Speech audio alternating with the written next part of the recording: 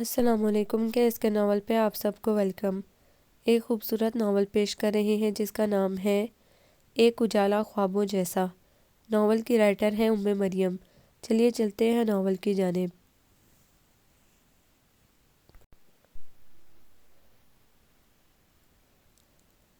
خالہ بھی مہمان آ رہے ہیں، کھانے کے مینیو میں بریانی، قورمہ، روسٹ چکن کے علاوہ ایک آدھ ڈش اور بنا لیجئے۔ سویٹ میں فروٹ ٹرائفل ضرور ہونا چاہیے۔ اس نے پلٹ کر دیکھا، اس کا اونچا لمبا مضبوط سراپا کچن کے دروازے میں استادہ تھا۔ لائٹ آسمانی کلف دار لباس میں وہ ہمیشہ کی طرح نک سک سے تیار، ہرگز نظر انداز کیے جانے کے قابل نہیں تھا۔ اس نے ٹھنڈا سانس بھر کے نگاہ پھیر لی۔ وہ چہن ایک مزید ہدایات کے بعد پلٹ چکا تھا۔ مان کچھ یاد آنے پر مڑا، وہ جو ایک بار پھر اسے دیکھنے لگی تھی۔ اس کے یوں پلٹنے اور نظریں چار ہونے پہ خجالت سے سرخ پڑتی نگاہ کا زاویہ بدل کر رخ بھی پھیر گئی، جبکہ ظہیر کی نگاہ انتہائی سرسری انداز میں لمحہ بھر کے لیے بھٹکے انداز میں اس پر ٹھہری تھی۔ وہ خالہ بی سے مخاطب ہو کر بولا تھا، اور ہاں، ڈرائنگ روم کے علاوہ گیسٹ روم کی صفائی فرسٹ کلاس ہو۔ جی بہتر صاحب، آپ فکر نہ کرو۔ خالہ بی نے مسکرا کے یقین دہانی کروائی۔ تب وہ عجلت بھرے انداز میں تیزی سے پلٹ کر دروازے سے نکل گیا۔ تبھی اسد اسکول یونیفارم میں بھاگتا ہوا آ کر اس کی ٹانگوں سے لپٹ گیا تھا۔ پاپا آپ جا رہے ہیں؟ ہاں بیٹے، آپ نے بریک فاسٹ لیا؟ وہ جھک کر اسے پیار کرتا ہوا بولا۔ ابھی تو ماما ایگ بوائل کر رہی ہیں، آپ آج جلدی کیوں جا رہے ہیں؟ جواب کے ساتھ ہونے والے سوال نے ظہیر کے لبوں پر مسکراہٹ کے کنول کھلائے، اس کی سبھی پیشانی پر بوسہ ثبت کرتے ہوئے سنورے ہوئے بال بکھیر ڈالے۔ آپ کی ببو آ رہی ہے نا، انہیں ریسیو کرنا ہے، اس کے علاوہ کچھ اور کام بھی تھے۔ اوکے مائی سن، وہ مسکرا کر کہتا پلٹ گیا۔ دروازے کی چوکھٹ پہ ایک بار پھر اسے سامنا ہوا تھا۔ اسد کے لیے ناشتے کی ٹرے لیے وہ کچن سے نکلتے بالوں کو سر جھٹک کر ہٹاتی اسے روبرو پا کے لمحہ بھر کو تھم سی گئی تھی، جبکہ وہ نظر انداز کرتا ہوا قریب سے ہو کر نکل گیا تھا۔ ثنا کے دل میں ہوک سی اٹھی تھی، آنکھوں کے بھیگتے گوشوں کو ہاتھ کی پشت سے صاف کرتی وہ از حد رنجیدہ ہو چکی تھی۔ وہ حیرت کی ذاتی سے گنگ ہوتی ٹکر ٹکر اپنے روبرو کھڑی شاہینہ آپا کو دیکھ رہی تھی، جو اس کی حیرت کی پرواہ نہ کرتے ہوئے پرجوش انداز میں اسے گلے لگا کر پیار کر رہی تھی۔ اس کے برابر کھڑے ظہیر کی بے نیازی لا تعلق کی نقطۂ عروج پر تھی۔ ثنا کے گمان میں نہ تھا آنے والے مہمان شاہینہ اور اس کے بچے ہوں گے، ورنہ وہ کم از کم اپنے حلیے کو تو سنوار لیتی۔ اب کس درجہ شرمندگی نے آن لیا۔ شوقی نگاہ اندر کی جانب بھانجوں کے ساتھ پڑھتے ظہیر پر ڈالی اور لب کچل کر شاہینہ کی سمت متوجہ ہو گئی، جو کچھ کہہ رہی تھی۔ غائب دماغی سے جواب دیتی وہ انہیں ساتھ لے کر ڈرائنگ روم میں آئی تھی۔ پھر خالہ بی کو چائے کے ساتھ لوازمات لانے کا کہتی وہ ابھی جا کر چینج کرنے کا سوچ ہی رہی تھی، جب اسد نے آ کر اس کی سوچ کو بکھیر دیا۔ مما ببو آپ کو بلا رہی ہیں؟ ہاں آتی ہوں بیٹے، وہ چونک کر متوجہ ہوئی تھی۔ نو مما ببو کہہ رہی تھی آپ کو ساتھ لے کر آؤں؟ اس کا ہاتھ پکڑ کر کھینچتا ہوا وہ بولا۔ شاہینہ آپا اسے دیکھتے ہی مسکرا دی تھی اور ہاتھ پکڑ کر قریب بٹھا لیا۔ میں چائے بنوا رہی تھی، اتنی توجہ محبت بہت عرصے بعد اس کا نصیب ہوئی تھی، جب یہ عجیب سی گھبراہٹ نے آ لیا۔ بن جائے گی چائے بھی، تم یہاں بیٹھو، اس حالت میں یوں ہلکان ہونے کی ضرورت نہیں۔ وہ اس کے ملگجے سراپے پر گہری نگاہ ڈال کر معنی خیزی سے بولی تو ثنا قدرے چونک کر انہیں دیکھنے لگی تھی۔ چلو اچھا ہے، تمہیں دوسرے بچے کا خیال تو آیا۔ یہ بیزاری، اکتاہٹ اور تھکا ماندہ سا انداز دیکھ کر مجھے پہلی نظر میں ہی شک ہوا تھا۔ اور اس ظہیر کے بچے کو دیکھو، مجھے بتایا تک نہیں۔ اپنی دھن میں بولتی وہ اس کے دہکتے چہرے کو دیکھے بنا اب ظہیر کی خفگی بھرے انداز میں گھور کر شکوہ کر رہی تھی، جو بنا کوئی وضاحت دیے اس کے کانوں کے لوؤں تلک سرخ پڑتے چہرے پر سرسری نگاہ ڈال کر اسد کی سمت متوجہ ہو گیا۔ یہ سب تو ایسی حالت میں چلتا ہے، مگر خود سے یہ لاپرواہی ٹھیک نہیں، اپنا خیال رکھا کرو۔ اب وہ قدرے اس پر جھک کر محبت سے بولی تو وہ جو پہلے ہی گڑبڑائی ہوئی تھی سر پھٹا کر انہیں دیکھنے لگی۔ ایسی تو کوئی بات نہیں آپا، آپ کو غلط فہمی ہوئی ہے، بھاپ چھوڑتے چہرے سمیت اس نے خاصی بے چارگی سمیت کہا۔ کیا مطلب؟ وہ اگلے ہی پل ہونک ہوئی تو ثنا ظہیر کے سامنے مزید وضاحت دینے کے خیال سے ہی نروس ہوتی اٹھ کھڑی ہوئی۔ میں دیکھوں خالہ بی نے چائے بنائی یا نہیں؟ ان کی پکار کو اگنور کرتی وہ سرعت سے کمرے سے نکلی تھی اور تقریباً دوڑنے کے انداز میں بیڈ روم کا رخ کیا۔ ارادہ فی الفور حلیہ سنوارنے کا تھا، جس کی بدولت وہ اچھی خاصی درگت بنوا چکی تھی۔ سنو، کہیں اور سونے کی ضرورت نہیں، بیڈ روم کا دروازہ کھلا ہے، آ جانا۔ معمول کے مطابق وہ دودھ کا گلاس رکھ کر پلٹ رہی تھی جب اس کی سرد آواز ثنا کے قدموں کی زنجیر بنی تھی۔ اس نے پلٹ کر دیکھا، بیک گراؤنڈ سے ٹیک لگائے نظریں اس کے بجائے فائل پہ مرکوز تھیں۔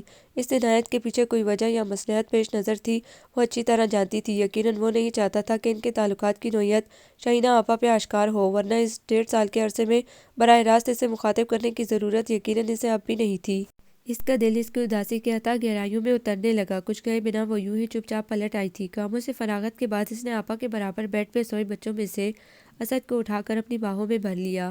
ثنا گڑیا، اسد 4 سال کا ہو گیا ہے آخر، اور کتنا وقفہ چاہیے تم دونوں کو؟ میں نے ظہیر کو بھی سمجھایا ہے۔ وہ جو پلٹ رہی تھی بات کے آغاز پہ چونکتے ہوئے پلٹی اور قدرے نافہمی کے عالم میں انہیں دیکھنے لگی تھی کہ اگلے فقرے نے 14 طبق روشن کر ڈالے۔ اس کی شفاف رنگت متغیر ہوئی تھی۔ اسے ظہیر کی بات یاد آئی تو دل بہت بے حکم سے انداز میں دھڑک اٹھا۔ گو کہ بھلاوا خاص نہیں تھا مگر آپا کی بات کے پیش نظر ہو بھی سکتا تھا۔ اسد کو کندھے سے لگائے وہ بے ترتیب قدموں سمیت بیڈ روم تک آئی تھی۔ دل شادی کے شروع دنوں کے سے انداز میں دھڑک دھڑک کر باولا ہوا جا رہا تھا، مگر اندر آتے ہی اس کا چہرہ بجھ سا گیا۔ نائٹ بلب کی نیلگوں روشنی میں اس کا تن و من شاندار سراپا گہری نیند کی آغوش میں تھا۔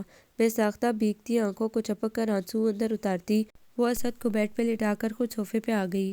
ہاں، جو اس نے کیا تھا اس کے بعد یہ سزا تو کچھ بھی نہیں تھی۔ ایک سیاست بھری سوچ اس کی آنکھوں کی نمی کو گہرا کر رہی تھی۔ اسامہ کے لیے دودھ گلاس میں نکالتے ہوئے جانے کیسے اس کا ہاتھ بے توازن ہوا اور دودھ چھلک کر ظہیر کی بے داغ شفاف شرٹ کو داغدار کرتا چلا گیا۔ وہ ایک پل کو تو بے طرح گھبرائی تھی، پھر اس کی سبھی پیشانی پہ امڑتی شکنوں کے جال کو متوش نگاہوں سے دیکھتی بوکھلاہٹ میں اپنے دوپٹے سے اس کی شرٹ صاف کرنے لگی۔ It's all right, don't worry. اس کے ہاتھ آہستگی سے دور ہٹاتا ہوا وہ یکلخت کرسی سے اٹھ کھڑا ہوا تھا۔ لہجے کی تلخی نخوت اہانت کی بجائے نرمی شائستگی نے گویا اسے گنگ کر ڈالا۔ کوئی بات نہیں یار، اس میں اتنا گھبرانے کی کیا بات ہے؟ جاؤ اسے جا کر نئی شرٹ نکال دو۔ اسے حیرت سے شاہینہ آپا کی آواز نے اسے نکالا تھا۔ تب وہ گہرا سانس کھینچ کر رہ گئی تو گویا وہ انہیں ڈرائنگ روم میں آتے دیکھ چکا تھا۔ لمحہ بھر کو جو خوشی دل آنگن میں اتری تھی وہ گویا سے اپنا مضحکہ اڑاتی محسوس ہوئی، تو نظریں چراتی تیزی سے نکل کر بیڈ روم میں آئی تو ظہیر کو جھنجھلاہٹ بھرے انداز میں وارڈروب کے سامنے کھڑے پایا۔ کچھ کپڑے نیچے کارپٹ پہ گرے تھے، کچھ آدھے لٹکے ہوئے تھے۔ ہٹے، میں نکال دیتی ہوں۔ وہ تیزی سے آگے بڑھی تھی۔ اپنی حدود میں رہو سمجھی؟ سرد پنکارتی ہوئی آواز اہانت کے احساس سے بھرپور تھی۔ وہ جیسے اپنی جگہ سکتے کے عالم میں کھڑی رہ گئی، جبکہ وہ نفرت بھری نگاہ اس کے دھواں ہوتے چہرے پہ پھینک کر پھر سے شرٹ ڈھونڈ مہم پر مہو ہو گیا تھا۔ وہ منہ پہ ہاتھ رکھے سرحد سے واپسی بھاگی۔ کتنی بار اس قسم کی خدمات پیش کرنے کے بعد منہ کی کھائی تھی، مگر وہ جیسے مجرمانہ احساس میں گرتی، ہر بار اس اہانت آمیز سلوک کو بھلا کر پیش رفت کر جاتی۔ جانے کتنا سخت ہو گیا تھا اس کا دل کہ پگھلتا ہی نہ تھا، نہ آنسوؤں سے نہ کسی اور چیز سے۔ اپنے تئیں دونوں نے ہی بھرپور کوشش کی تھی کہ ان کے تعلقات کی سرد مہری شاہینہ آپا پہ عیاں نہ ہونے پائے، مگر وہ بھی ایکائیاں تھیں۔ پچھلے کئی دنوں تک ان کے اکابر زیرک نگاہوں نے چپ چاپ جیسے حالات کا تجزیہ کیا تھا اور اب اس پہ گرفت کیے بیٹھی تھی۔ پچھلے 1 گھنٹے سے وہ ان کی عدالت میں پیش مجرمانہ انداز میں سر جھکائے بیٹھی تھی۔ آغاز میں تو اس نے ہر طرح سے ان کا خیال غلط ثابت کرنے کی کوشش کی تھی، مگر جب وہ مان کر دینے کی بجائے باقاعدہ ثبوت پیش کرنے پہ اتری تو ثنا نے سٹ پٹا کر چپ ہونے میں ہی عافیت جانی تھی، اور تب ہی سے آپا کے اختلاف کی وجہ پوچھ پوچھ کر ہار گئی تھی۔ اس کی چپ نہ توڑ سکی۔ جب زیادہ اصرار کیا تو تب بامشکل ضبط کیے آنسو جیسے پلکوں کی دہلیز پر لانگتے سرد سے گالوں کی چکنی جلد پہ پھیلتے چلے گئے تھے۔ آپا تو بوکھلائی ہی تھی۔ اسی وقت ہاتھ میں بریف کیس لیے آفس سے آتا ظہیر بھی اچھا خاصا چونک گیا تھا۔ بیٹھو یہاں، تم بھی اب بتاؤ اصل وجہ کیا ہے؟ تم نے نہیں بتایا تو کیا میں جان نہیں پائی؟ آپا نے اسے آڑے ہاتھوں لیتے ہوئے انتہائی غصے سے کہا تو ظہیر جو استفہامی نگاہوں میں الجھن سمیٹے ثنا کے جھکے سر اور بہتے ہوئے آنسوؤں کو دیکھ رہا تھا، توپوں کا رخ اپنی جانب ہوتا دیکھ کر متحیر سا ہو کر ان کی جانب پلٹا۔ کیا ہوا آپا جان؟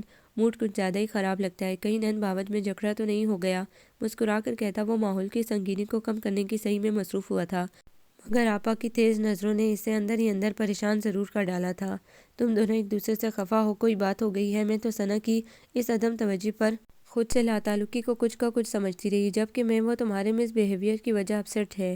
ظہیر جو خاصے ریلیکس انداز میں بیٹھا تھا، ان کے پھٹ پڑنے پہ بری طرح سے چونکتا ہوا جھٹکے سے سیدھا ہو بیٹھا۔ ایک انتہائی سنجیدہ سر پنکارتی ہوئی نگاہ آنسو پونچھتے ہراساں نظر آتی ثنا پہ ڈال کر آپا کی سمت متوجہ ہوا تو وہ جو اس کی گرم نگاہ ثنا پہ اٹھتے دیکھ چکی تھی، اسی پہ گرفت کرتے ہوئے بولی تھی اسے گھورنے کی ضرورت نہیں، مجھ سے بات کرو۔ جی آپ سے ہی بات کر رہا ہوں، سنجیدہ اور ٹھہرے ہوئے لہجے میں بولا تھا۔ ثنا تیزی سے اٹھ کر کمرے سے نکل گئی۔ اس کے بعد دونوں بہن بھائیوں میں کیا بات ہوئی اور کتنی دیر تک ہوئی وہ بالکل نہیں جان سکی تھی۔ کھانا ٹیبل پہ لگا کر اس نے آپا کے بچوں کے ساتھ ٹی وی کے سامنے جمے کارٹون فلم میں بری طرح منہمک اسد کو کھانا لگنے کی اطلاع کے ساتھ انہیں بلانے بھیج دیا تھا۔ کھانے کے دوران آپا کی تمام تر توجہ واقعات اسی کے لیے تھا جس نے اسے چونکایا ہی نہیں، سراسیمہ بھی کر دیا۔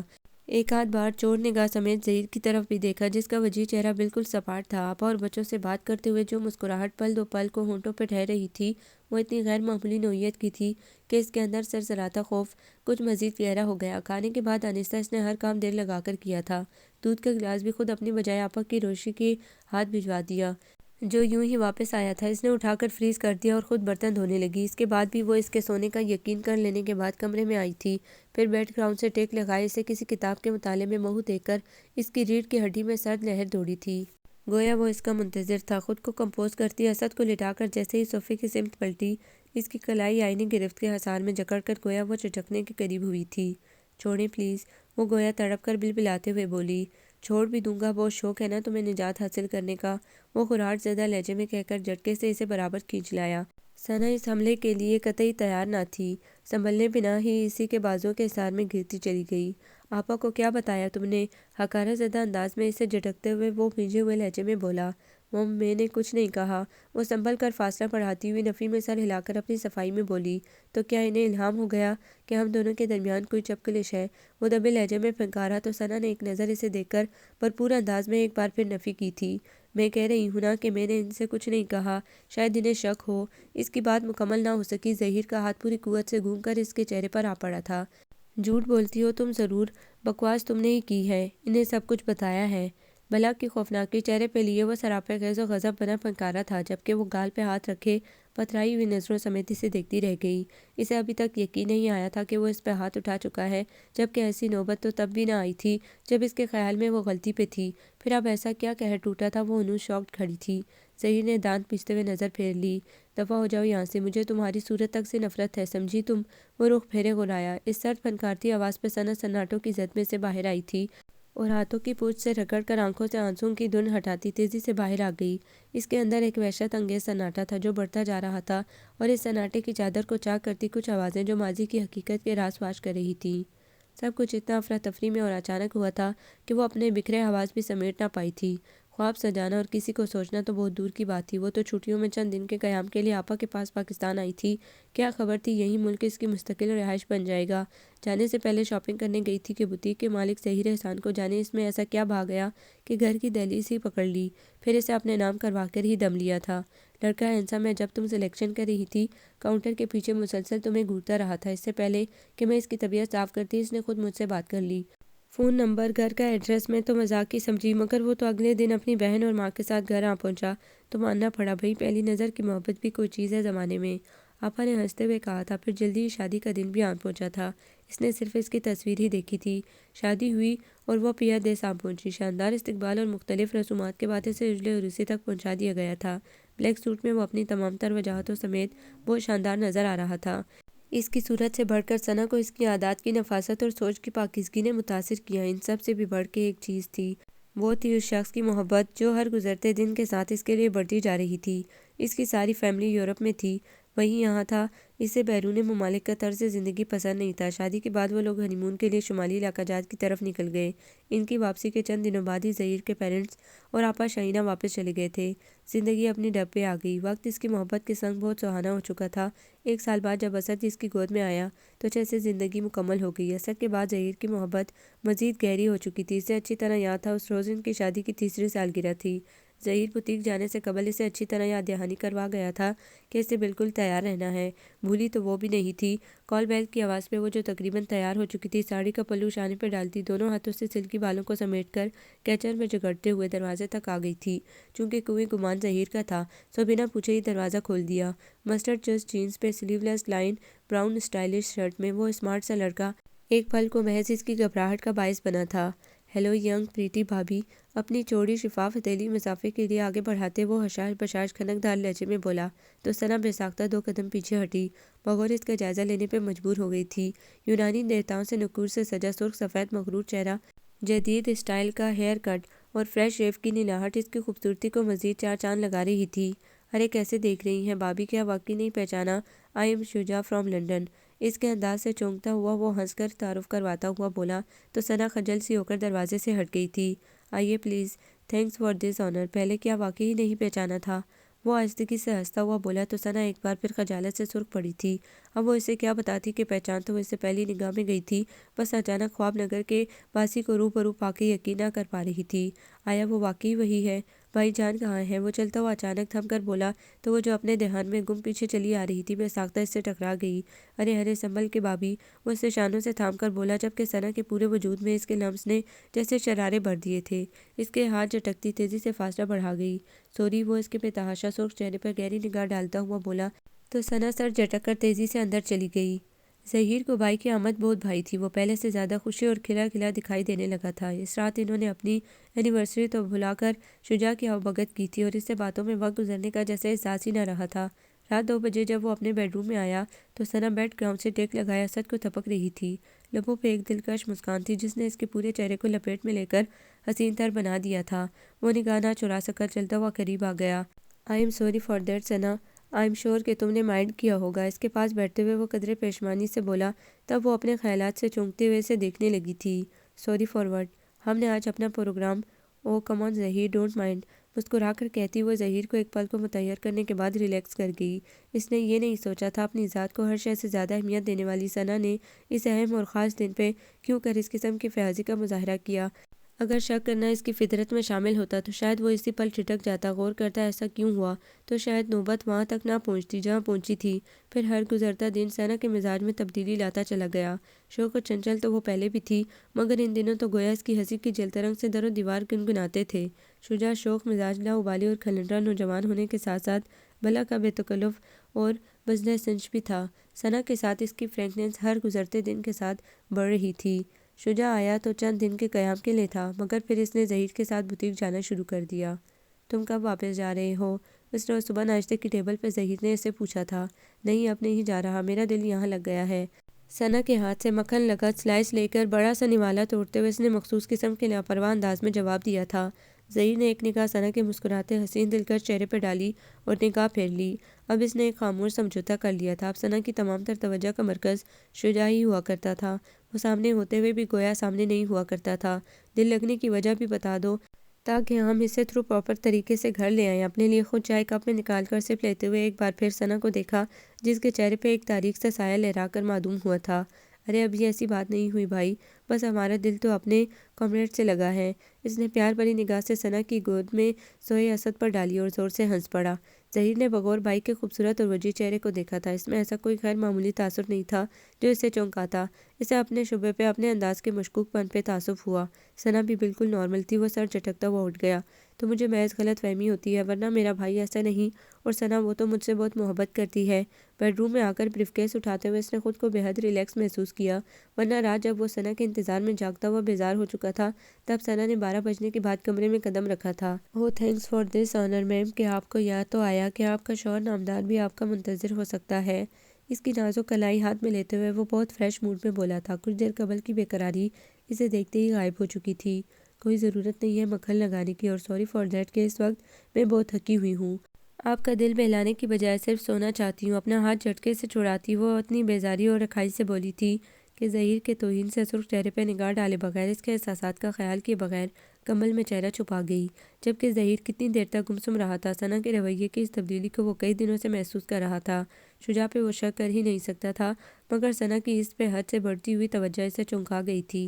ایک عجیب سی توہین کا احساس اس کے اندر جاگا تھا، بالکل غیر محسوس انداز میں صحیح، مگر وہ ثنا کے مزاج کی تبدیلیوں کو محسوس کر رہا تھا۔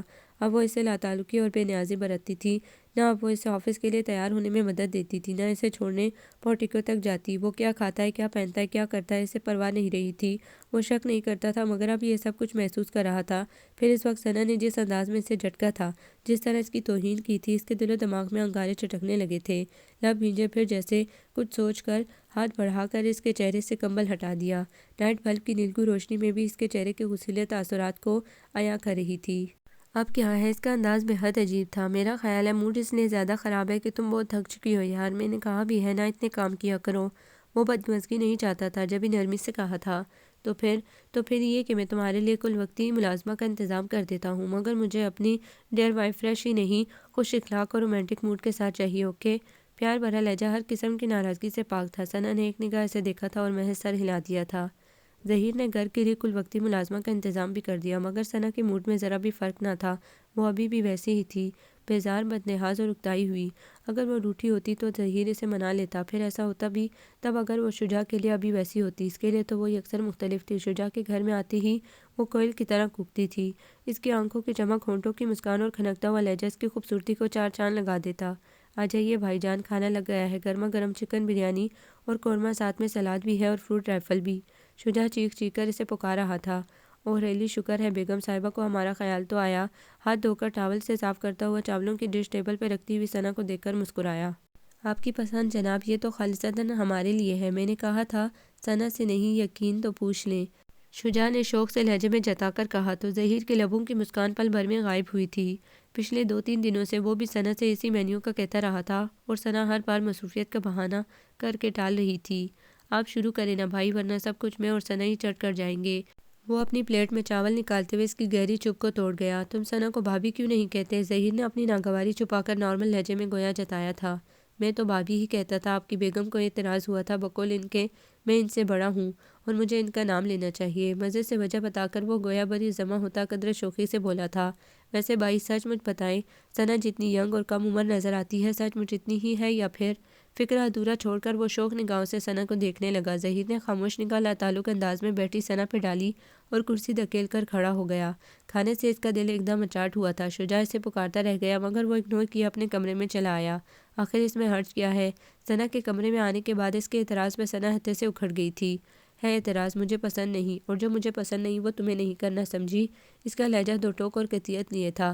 ثنا لب بھینجے اس کے مشتعل انداز کو دیکھتی رہی، پھر جھٹکے سے اٹھ کر چلی گئی تھی۔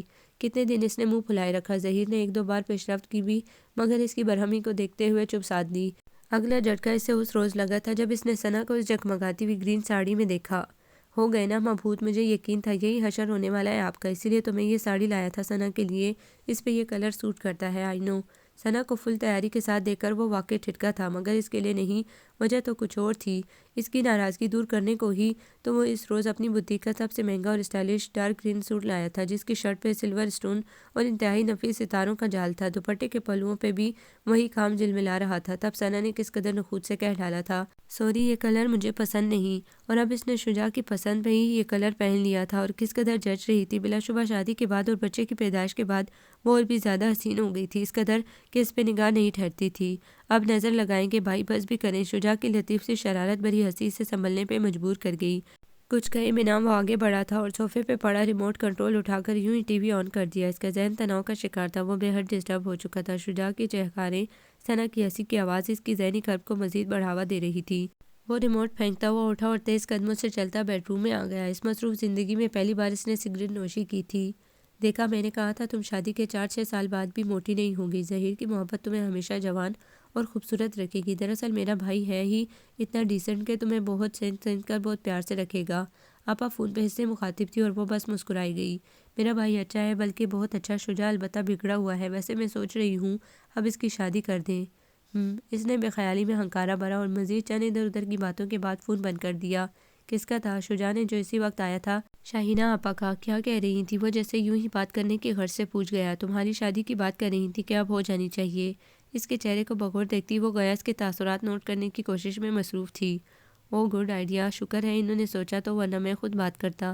دونوں ہاتھ سر کے پیچھے رکھ کر نیم دراز ہوتا ہوا وہ ثنا کو شاک کر گیا، ورنہ اس سے قبل جب بھی اس سے شادی کی بات کی گئی تھی وہ ہمیشہ ٹال گیا تھا، اور اس ٹال مٹول کو ثنا نے بہت غلط رنگ میں لیا تھا۔ جس انداز میں اور جس نگاہ سے اس نے شجاع کو دیکھا تھا، اس کا خیال تھا وہ بھی اس کے متعلق ایسا ہی سوچتا ہوگا۔ وہ اس سے بتا رہا تھا کہ ظہیر کی طرح اسے بھی کوئی لڑکی اچانک اتنی بھا گئی ہے کہ وہ خود کو اس کے بغیر ادھورا محسوس کرنے لگا ہے اور بہت جلد شادی کا خواہاں ہے۔ ثنا سے مزید نہیں سنا گیا، بلکہ مزید کچھ سننے کی اس میں برداشت نہیں تھی۔ وہ وہاں سے اٹھی تو اس کا چہرہ دھواں دھواں تھا۔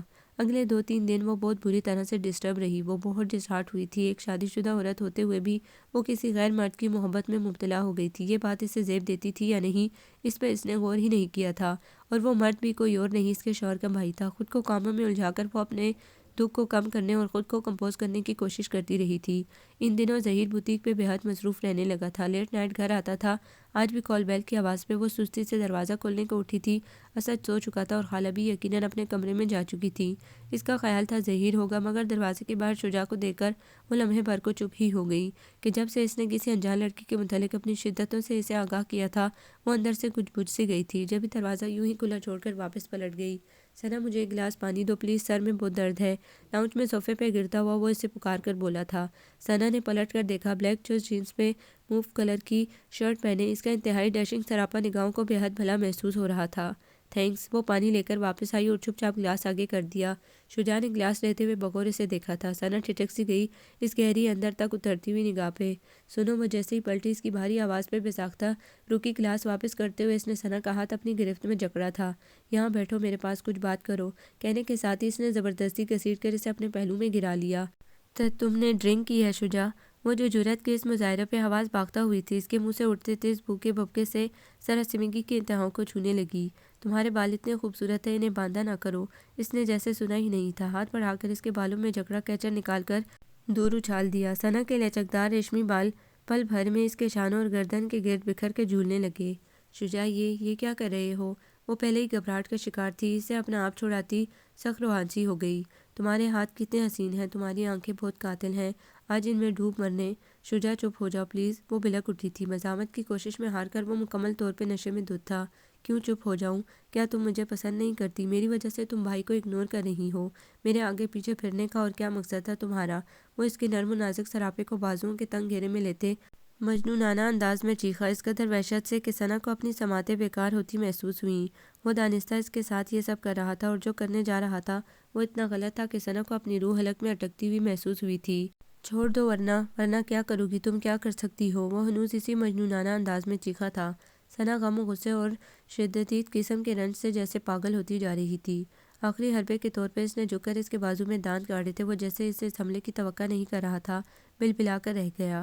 گرفت لمحہ بھر کو ڈھیلی ہوئی تھی، اس ایک پل کو غنیمت جانتے ہوئے وہ پوری طاقت صرف کرتی ہوئی ماہی بیاب کی مانند مچل کر اس کے حصار سے نکلی اور اندھا دھند باہر کی سمت بھاگی تھی۔ دروازے سے نکلتے ہوئے وہ اپنی دھن میں اندر آتے ظہیر سے بری طرح ٹکرا کر گرنے جا رہی تھی جب ظہیر نے بڑی سرعت سے اسے بازو میں سنبھال لیا۔ ظہیر کو سامنے پا کر وہ خود پہ قابو نہ رکھتے ہوئے اسے لپٹ کر زور زور سے روتی ہوئی شجاع کا کارنامہ سناتی چلی گئی۔ شجاع کا نشہ پل بھر میں ہرن ہوا تھا۔ فق ہوتے چہرے سمیت اس نے ثنا کی سمت دیکھا تھا جو پوری طرح سے بلک رہی تھی۔ ظہیر کے چہرے پہ نگاہ ڈالتے ہی شجاع کا ذہن تاریک ہونے لگا تھا۔ ثنا سر جھکائے ظہیر کے سامنے بیٹھی تھی، اس کا چہرہ مکمل طور پہ آنسوؤں سے بھیگا ہوا جبکہ آنکھیں بے تحاشا سرخ تھیں۔ ظہیر آج پورے 3 دن بعد کمرے سے نکلا تھا۔ اس کی خطرناک قسم کی خاموشی یقیناً کسی بڑے طوفان کا پیش خیمہ ثابت ہونے والی تھی۔ ثنا کو اپنا دل طوفان کی زد پہ آئے ہوئے پتے کی مانند ڈھلتا کانپتا ہوا محسوس ہو رہا تھا اور اب اسے سامنے پا کر وہی دل سکڑ سینپ کر جیسے کسی کونے خدرے میں دبک کر اسی طرح بیٹھا تھا کہ دھڑکنا بھی بھول گیا تھا۔ وہ گم ہوتے حواسوں سمیت اپنی زندگی کا فیصلہ سننے کی منتظر جیسے سانس روکے بیٹھی تھی۔ پھر وہ منتظر ہی رہی تھی کہ ظہیر بنا کچھ کہے اٹھ کر کمرے سے باہر چلا گیا۔ ثنا کو اپنا دل اندر گہرائیوں میں ڈوبتا ہوا محسوس ہوا۔ ظہیر کا کوئی بھی ایسا ویسا قدم اس پہ زندگی کی راہوں کو کٹھن بنا سکتا تھا۔ وہ حیران تھی، وہ ایسی عامیانہ سوچ اور نفس کی غلام کب سے ہو گئی تھی کہ محض ایک خوبصورت مردانہ وجاہت کے مالک شخص کو دیکھ کر اس سے غلطی پہ غلطی سرزد ہوتی چلی گئی۔ ظہیر کی محبت، اس کی اولاد، اس کا گھر اور سب کچھ بھی اسے دکھائی نہ دیا۔ ایک پل تھا بہکاوے کا جو خطرناک نتیجے سمیت اس کے سامنے تھا۔ شجاع اسی دن سے غائب تھا اور وہ ثنا کا دل نفرت کے شدید احساس سمیت سکڑا۔ وہ اتنا سطحی سوچ کا مالک تھا کہ اس حد تک جا گرا اور اس روز اگر ظہیر وقت پہ نہ آ جاتے تو یہ تصور ہی اسے لرزا جاتا تھا۔ ہاں، بلا شبہ غلطی پہلی اس کی تھی۔ اس کی ذرا سی توجہ سے التفات شجاع کو اس حد تک لے جانے میں مددگار ثابت ہوا تھا۔ یاد آیا، دادو کہا کرتی تھی، کسی مرد کی جرأت اس وقت تک کبھی نہیں بڑھتی جب تک عورت اسے کوئی اشارہ نہ دے۔ عورت کو اپنے گرد ایسا نادیدہ حصار کھینچ لینا چاہیے جو ہر مرد کو اس سے فاصلہ رکھنے اور اس کی عزت کرنے پہ اکساتا رہے۔ قرآن حکیم میں رب تعالیٰ نے خواتین کو غیر مردوں سے سخت لہجے میں بات کرنے کا حکم دیا ہے تاکہ مردوں کے دلوں میں ان عورتوں کے لیے کوئی برائی پیدا نہ ہو سکے۔ تو یہی ہے وہ نادیدہ حصار جو عورت کی حفاظت کرتا ہے۔ وہ کیوں کر بچپن کے پڑھائے گئے ان اسباق کو فراموش کر گئی؟ حدیث شریف میں دیور بھابھی کے رشتے کو آگ کی طرح خطرناک قرار دیا گیا ہے اور جب کوئی بھی کام اللہ کی مقرر کردہ حدود سے نکل کر ہونے لگے تو پھر اس قسم کے نتائج سامنے آیا کرتے ہیں۔ اس کی آنکھ کھل تو گئی تھی مگر کچھ دیر سے اب نہ جائے اس کا انجام کیا ہونے والا تھا۔ سارا دن وہ ظہیر کے انتظار میں بولائی ہوئی پھرتی رہی۔ شام ڈھلے وہ واپسی آیا تو اس سے کوئی بات کیے بغیر ایک بار پھر کمرے میں گھس گیا۔ وہ سہمے ہوئے انداز میں وہی لاؤنج میں بیٹھ گئی تھی کال بیل کے جواب میں دروازہ خالہ بھی نے کھولا۔ شجاع تھا، اس نے نفرت کے شدید احساس سمیت منہ پھیر لیا۔ اسد کو اٹھایا اور کمرے سے نکل آئی۔ ظہیر دروازے پہ کھڑا تھا، اس کے قدم جیسے شرمندگی کے احساس سمیت من بھر کے ہو گئے۔ آپ نے بلایا بھائی؟ شجاع اس سے نگاہ ملائے بغیر بات کر رہا تھا۔ یہ تمہارا ٹکٹ ہے اور یہ پاسپورٹ، اس گھر سے اپنا سامان لو اور 10 منٹ کے اندر کبھی یہاں قدم نہ رکھنے کے لیے چلے جاؤ۔ 4 دنوں بعد اس گھر کے در و دیوار نے اس کی آواز سنی تو یہ اکثر بدلی ہوئی آواز تھی، بے حد سخت اور سرد سی۔ اوکے فائن، آپ نہ بھی کہتے تو مجھے جانا تھا۔ ظہیر کے پھینکے گئے پاسپورٹ اور ٹکٹ اٹھا کر جیب میں رکھتے ہوئے وہ نارمل لہجے میں بولا تھا۔ اس کے کسی انداز سے کسی قسم کی کوئی شرمندگی یا خجالت نہیں چھلکی تھی جو اس کی ڈھٹائی اور بے غیرتی کا مظہر تھی۔ وہ اندر گیا تھا، کچھ دیر بعد بیگ سمیت لوٹا تو ظہیر صوفے پہ بیٹھا سگریٹ کے کش لے رہا تھا۔ بھائی آپ نے کیا سوچا ہے؟ دس از مائی پرسنل میٹر ہیوگو، سبز کی سرخی سے دیکھتے چہرے سمیت وہ ایک ایک لفظ چبا کر کہتا، ہاتھ سے دروازے کی سمت اشارہ کر کے چٹکا تھا۔ شجاع نے ایک نگاہ اس کے بے تحاشا سرخ چہرے کو، پھر ثنا کے کمرے کے بند دروازے کو دیکھا تھا، پھر کندھے اچکا کر ایڑیوں کے بل گھومتا ہوا مضبوط قدم اٹھاتا کمرے سے نکل گیا۔ تب ظہیر جو لب بھیجے ضبط کی آخری منزل پہ تھا، میز کو ٹھوکر رسید کرتا ہوا اپنے بیڈ روم میں جا گھسا اور دروازہ ایک دھماکے سے بند ہوا تھا۔ پھر ثنا نے ہر ممکن طریقے سے اسے منانے کی صحیح کر ڈالی تھی، مگر وہ اس پتھر کو موو نہیں کر سکی تو تھک ہار کر سب کچھ قسمت پہ چھوڑ کر بیٹھ گئی کہ آخری کوشش میں جب وہ اس کی پشت میں سر ٹکا کر روتی ہوئی معافی کی طلبگار ہوئی تو ظہیر نے اسے نفرت زدہ انداز میں جھٹکتے ہوئے بھیجے ہوئے لہجے میں جو دھمکی دی تھی وہ اس قدر سنگین تھی کہ وہ دوبارہ یہ غلطی کرنے کے متعلق سوچ بھی نہیں سکی۔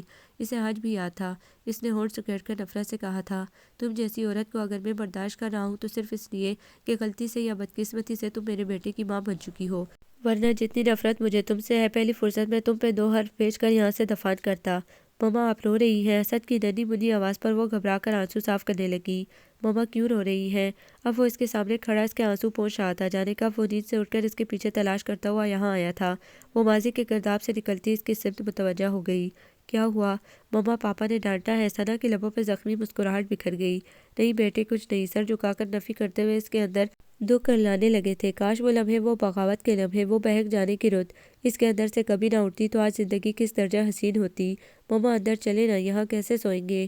اسد اس کا ہاتھ پکڑ کر کھینچ رہا تھا، وہ بنا کوئی مزاحمت کیے کسی معمول کی طرح اس کے ساتھ اٹھائی تھی۔ پاپا آپ ہمارے ساتھ نہیں چل رہے؟ وہ بہت مگن سے انداز میں ٹائی کی نوٹ لگا رہا تھا جب اچھلتا کودتا اسد آ کر اس کی ٹانگوں سے لپٹا۔ مگر آپ کہاں جا رہے ہو مائی سن؟ ٹائی پن سیٹ کر کے وہ مسکراتا ہوا اسد کی سمت متوجہ ہو گیا تھا۔ نانو کے پاس، مما کہہ رہی ہے ببو کے ساتھ ہی جائیں گے، پھر وہیں سے نانو کے ہاں۔ اب بتائیے نا، آپ چلیں گے؟ اسد نے تفصیل سے آگاہ کرنے کے ساتھ ہی سوال دہرایا تھا۔ وہ جو کچھ متحیر سا ہو کر خالی ذہنی کی کیفیت میں اسد کو دیکھنے لگا تھا، زیر خین سے ہنس پڑا۔ تو گویا محترمہ آپ فرار کے راستے اختیار کر رہی ہیں، that's good. Brush dressing table پہ اچھال کر وہ اسد کا ہاتھ پکڑے باہر آ گیا۔ آپ واپس جا رہی ہیں آپا اور مجھے بتایا تک نہیں؟ ایک گہری نگاہ ثنا کے ستے ہوئے چہرے پہ ڈال کر وہ آپا کی سمت متوجہ ہوا تھا، جو پتہ نہیں واقعی اخبار بینی کر رہی تھی یا پھر اسے دیکھ کر یہ ظاہر کرنے کی کوشش کر رہی تھی کہ وہ اخبار پڑھ رہی ہیں۔ جا رہی ہوں، اب تو پتہ چل گیا نا۔ ان کی بے نیازی نقطۂ عروج پہ تھی، گویا ناراضگی کا اظہار کیا جا رہا تھا۔ رکے نا ابھی تو ہم نے آپ کو گھمایا پھرایا بھی نہیں۔ میں بوتیک سے چھٹیاں، اس کی ضرورت نہیں۔ مجھے خوش کرنے کی بجائے اگر تم اپنے گھر اور گھر والی کو راضی رکھنے کی کوشش کرتے تو آج ثنا۔ آپا، وہ ہاتھ اٹھا کر فی الفور انہیں ٹوک گیا۔ کبھی بھی کسی ایک فریق کی بات سن کر فیصلہ نہیں دینا چاہیے، آپ کو کچھ پتہ نہیں ہے۔ اس کا لہجہ آپ احتجاجی ہو گیا تھا۔ ہاں تو تم ہمیں اس قابل بھی سمجھو ثنا بیچاری کوئی بیچاری نہیں ہے، یہ آپ کو کیا پتہ ہے کہ ماں نے اس کی نگاہ ثنا کے خطرناک حد تک سفید پڑتے چہرے پہ اٹھی تو لب بھیجتا ہوا بالکل خاموش ہو گیا۔ اگلے ہی لمحے وہ جھٹکے سے اٹھا تھا اور تیزی سے باہر نکل گیا۔ بیڈ روم میں آ کر بریف کیس، موبائل اور گاڑی کی چابی اٹھا کر اس جارحانہ موڈ میں پلٹا تو ثنا کے لرزتے کانپتے وجود سے ٹکرا گیا۔ اس نے جلتی نظروں سمیت اسے گھورا تھا۔ ظہیر فار گاڈ سیک آپا کو کچھ نہیں بتائیں پلیز موم، میں جا رہی ہوں نا، اپنی تمام تر نحوست و نافرمانی سمیت۔ ہاں مجھے اعتراف ہے کہ وہ ایک پل میری زندگی پہ سیاہی پھیر چکا ہے، مگر مزید ذلت سے مجھے بچا لے، میں چلی جاؤں گی۔ اس جذباتی تقریر کی ضرورت نہیں، اپنی تیاری کا رکھنا، میں خود تمہیں ایئرپورٹ چھوڑاؤں گا، دفعہ ہو جانا یہاں سے۔ میں خود اس روز کی ڈرامے بازی سے تنگ آ گیا ہوں۔ اس کے بندھے ہوئے ہاتھ بارش کی مانند برستی آنکھوں کے پرواہ کیے بغیر وہ تندی سے کہتا تیزی سے آگے بڑھ گیا تھا۔ ثنا وہیں سکتے کے عالم میں کھڑی تھی۔ آپا رات کی فلائٹ سے جا چکی تھی، انہوں نے جاتے ہوئے کہا تھا۔ مجھے نہیں پتا کہ ظہیر کو کیا ہوا، اتنی محبت اور چاؤ سے تمہیں بیاہ لایا تھا، اب تو ایسا پتھر ہوا ہے کہ کچھ سنتا ہی نہیں۔ میں دعا کروں گی تمہارا گھر نہ اجڑے، تم بھی دعا کرنا، بہرحال جو خدا کرے بہتر کرے گا۔ مجھ میں اتنا حوصلہ نہیں کہ اپنی آنکھوں سے تمہارا آشیانہ بکھرتے دیکھوں۔ اور حوصلہ تو اس میں بھی نہیں تھا، اس نے کچھ بھی نہیں سمیٹا تھا، اسے کچھ بھی لے جانے کی ضرورت نہیں تھی۔ اس کی غلطی کا خمیازہ عمر بھر اس کے ساتھ رہنے والا تھا۔ اس نے محض چینج کیا تھا اور اسد کو نہلا کر کپڑے بدلوا دیے تھے۔ وہ ظہیر کی منتظر تھی آ کر جسے ہمیشہ کے لیے اس گھر سے نکال دینا تھا، اور در و دیوار پہ حسرت زدہ نگاہ ڈالتی وہ ضبط کھو رہی تھی۔ صبح سے شام، شام سے رات ڈھل گئی، ظہیر لوٹ کر نہ آیا، اور جب وہ خوش فہمی میں گرنے جا رہی تھی وہ چلا آیا۔ آتے ہی اسے آ کر گاڑی میں بیٹھنے کا کہا تھا۔ اسے لگا جیسے وہ بے ہوش ہو کر گر پڑے گی، تو گویا وہ اس سے معاف نہیں کر پایا۔ اپنے ڈولتے وجود سمیت وہ آ کر گاڑی میں بیٹھ گئی تھی۔ ظہیر نے اسے نہیں دیکھا، وہ شاید اسے دیکھنے ہی نہیں چاہتا تھا۔ وہ چپ چاپ آنسو بہاتی رہی۔ ابھی کچھ دیر میں گاڑی ایئرپورٹ کی عمارت کے سامنے رکتی اور وہ طلاق نامہ اس کے ہاتھ تھما کر ہمیشہ کے لیے اس سے قطع تعلق کر لیتا۔ اس کا دل ٹوٹ کر بکھر رہا تھا۔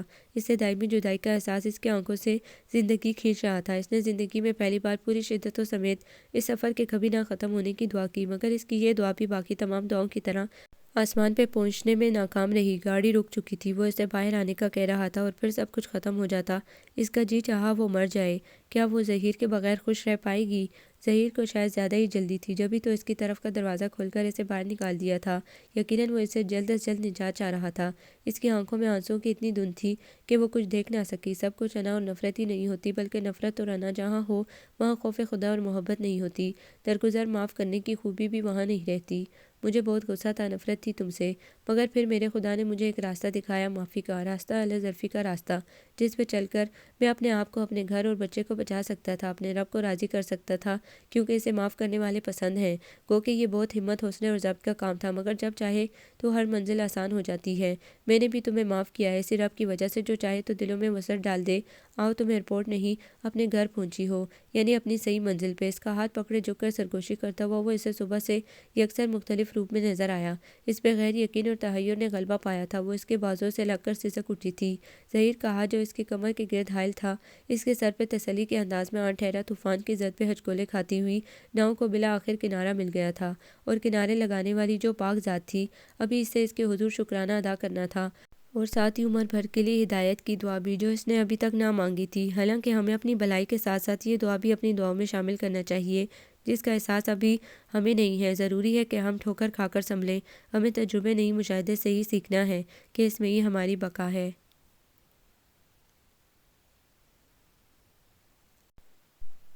آپ کو یہ ناول کیسا لگا؟ کمنٹس میں اپنی رائے ضرور دیں۔ ہمارے چینل کو لائک کریں، سبسکرائب کریں، شیئر کریں۔